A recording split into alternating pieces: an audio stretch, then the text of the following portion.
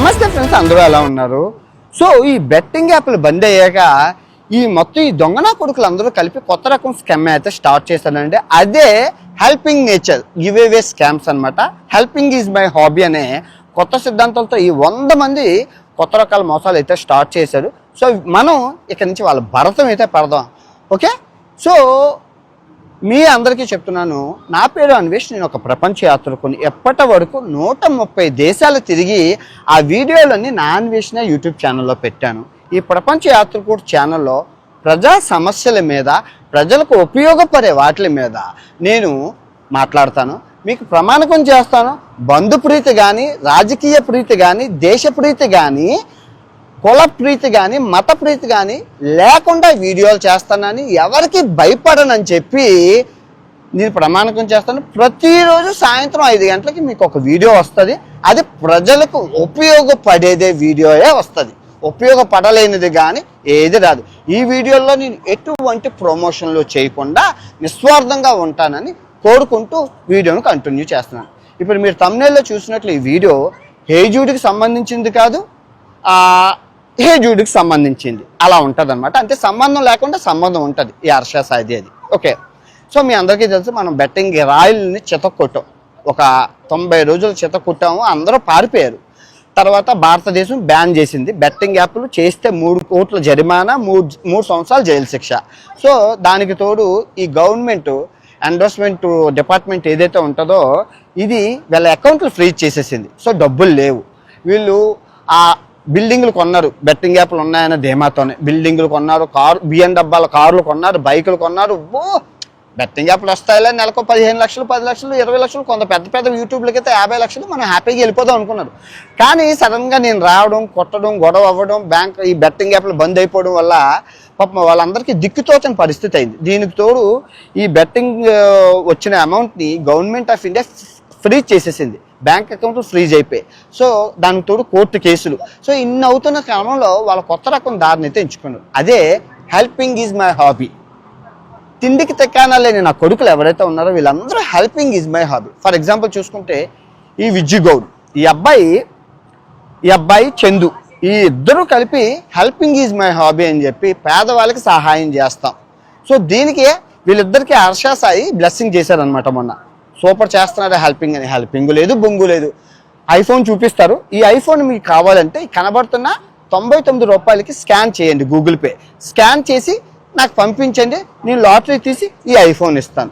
పాపం పోతే 99 రూపాయలు, వస్తే ఐఫోన్ కదని చెప్పి అందరూ మనకు చిన్నప్పుడు లాటరీ ఎలా కొనుక్కునేవారు, మనం రూపాయి లాటరీ కొనుక్కునేవాళ్ళు. రూపాయి లాటరీ కొనుక్కొని గీకి ఆ లాటరీ చూస్తే 10 రూపాయలు ఇస్తే ఆనందానికి అద్దరు. సేమ్ అదే పాలసీతో వీళ్ళందరూ రోజుకి ఎలా లేదన్నా 50,000 నుంచి 1,00,000 రూపాయలు సంపాదిస్తున్నారు వీళ్ళిద్దరితో పాటు ఇంకో 90 మంది ఉన్నారు. ఇదే ప్రతి ఒక్కరూ మీకు ఈఎంఐ ఉందా, నేను కట్టేస్తాను, నా అకౌంట్ను ఫాలో చేయండి ఫస్ట్ రూలు, తర్వాత టెలిగ్రామ్ను ఫాలో చేయండి సెకండ్ రూలు, నా యూట్యూబ్ ఛానల్ని సబ్స్క్రైబ్ చేయండి థర్డ్ రూలు. ఓకే, మీ ఈఎంఐ ఎంత? ఓకే, 100 రూపాయలు కదా, 1000 రూపాయలు కదా, 1000 రూపాయలు నేను చేసేస్తాను. సో ఇలాగా మన ఇండియాలో అతిపెద్ద ప్రాబ్లం ఏంటంటే పేదరికం 90% ఉంది.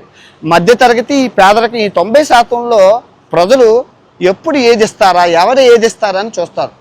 పేద ప్రజలకి దాన్ని ఏంటంటారు, ఏదైనా ఇస్తామంటే చాలా ఆశపడతారు.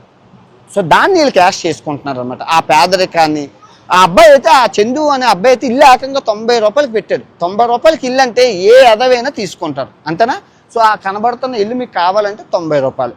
SIP give away. ఇప్పుడు ఎవరైనా పోతే 90 రూపాయలు వస్తే అంత పెద్ద ఇల్లు ఏమో మన అదృష్టాన్ని పరీక్షించుకుందామని ఈ అబ్బాయికి వీళ్ళు కార్లు, ఇల్లులు, బంగ్లాలు మామూలుగా కొనట్లేదు. అంటే పోలీసులు పట్టించుకోవట్లేదంటే మనం కంప్లైంట్ చేస్తేనే పట్టించుకుంటారు. ఇప్పుడు చాలామంది నాకు వచ్చి మెసేజ్లు చేయడం కాదు, మీరు నియరెస్ట్ పోలీస్ స్టేషన్కి వెళ్ళి ఇలా 90 రూపాయలకి మేము గివ్ అవే పార్టిసిపేషన్ చేస్తాం, మాకు రాలేదు, వాళ్ళు మమ్మల్ని మోసం చేశారని చెప్పి ఆ అకౌంట్ని మీరు పోలీసులకు చూపిస్తే మీ నియరెస్ట్ పోలీస్ స్టేషన్లో కేసు ఫైల్ చేస్తారు, వాళ్ళు బొక్కలోకి వెళ్తారు. గత 8 నెలల నుంచి వీళ్ళు అలా మోసాలు చేస్తూనే ఉన్నారు. సమయం వస్తుంది మాట్లాడరు. ఇప్పుడు ఈ హేజూడ్ విషయానికి వద్దాం. అసలు ఈ గివ్ అవే స్టార్ట్ చేసింది ఫస్ట్ హేజూడ్. మీ అందరికీ తెలుసు హేజూడ్ గారు, ఆయన content fashion. So fashion, fitness ఎవరో దాకట్లేదని చెప్పి ఇది విను నాన్న నీకు ఏ అవసరం ఉందో నాకు చెప్పు, నేను తీరుస్తాను అని చెప్పి హేజుడ్ గారు నిస్వార్థంగా నిజంగా ఇవ్వచ్చు.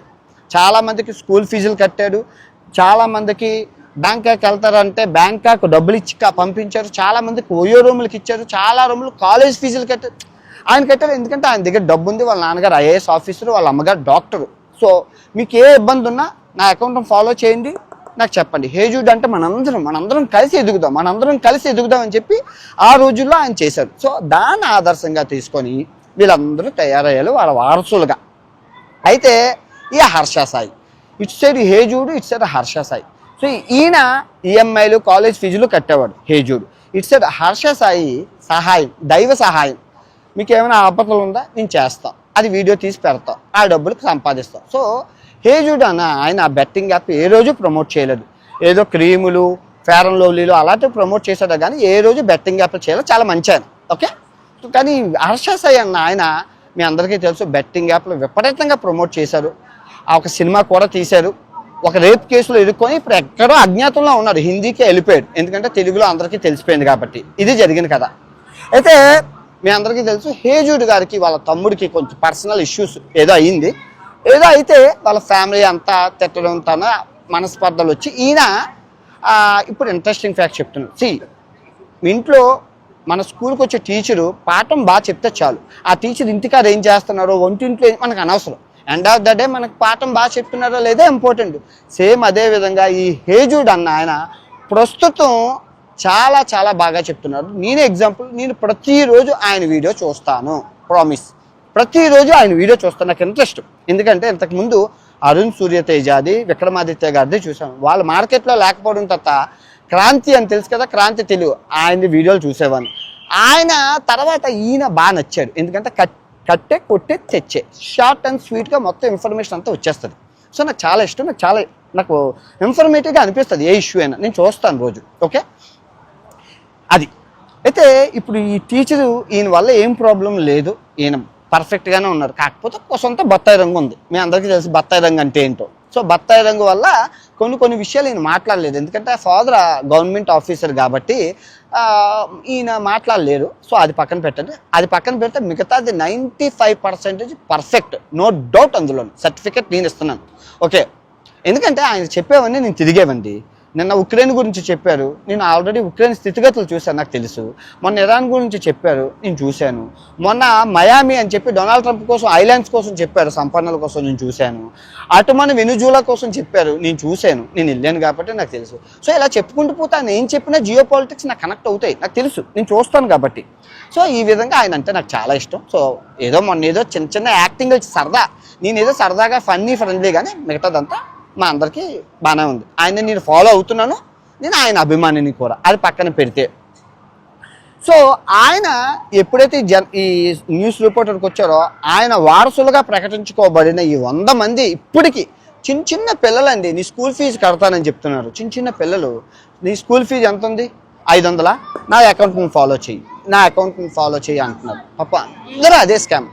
ఈ లాటరీ గవర్నమెంట్ ఆఫీసర్స్ ఎవరైనా మీరు అనుకుంటున్నారు ఈ 99 రూపాయల లాటరీ చిన్నది అనుకుంటున్నారు. చాలా చిన్నది కాదండి, చాలా పెద్ద స్కాము. ఒక్కొక్కరు 50 లక్షల నుంచి 1 కోటి రూపాయలు సంపాదించి అతి పెద్ద స్కామ్ వీళ్ళు చేస్తున్నారు. సో దయచేసి మీరందరూ కాన్సన్ట్రేషన్ చేసి ఈ అవినీతిని ఆపుతారని కోరుకుంటాను. ఎందుకంటే వాళ్ళందరూ చిన్నవాళ్ళే స్కామ్ చేయండి. పాపం పేదవాళ్ళు, మధ్యతరగతి వాళ్ళు ఇల్లు వస్తుంది, కార్ వస్తుంది, ఫ్రిడ్జ్ వస్తుంది, పెన్ వస్తుంది, పెన్సిల్ వస్తుంది, ఫోన్ వస్తుంది అని చెప్పి 99 రూపాయలు స్కాన్ చేసి పంపిస్తున్నారు. దయచేసి మీ నియరెస్ట్ పోలీస్ స్టేషన్కి వెళ్ళి కంప్లైంట్ చేస్తే అవుతుంది. ఈ విజ్జు గౌడ్ వాళ్ళ అన్న పోలీసు అయినా కూడా ఈ అబ్బాయి రోజు అవినీతి. వీళ్ళిద్దరూ బెట్టింగ్ యాప్లు చేశారు. ఈ విజ్జు చందు అన్న వాళ్ళు బెట్టింగ్ యాప్ చేసి, అన్న మా పేర్లు తెయ్యొద్దన్న, మా చిన్న వాళ్ళం అన్న, మా ఫ్యామిలీలు ఉన్నాయన్న, మా పేర్లు బయటకు వస్తే మా జీవితాలు పోతాయన్న అంటే అప్పుడు బెట్టింగ్ యాప్లు అప్పుడు వీళ్ళు పేర్లు తీయలేదు. మార్పు చెందుతారు అనుకున్నాను, కానీ బెట్టింగ్ యాప్ల తర్వాత వీళ్ళు ఇలా స్కామర్స్ అవుతారని నేను తెలుసుకోలేకపోయాను.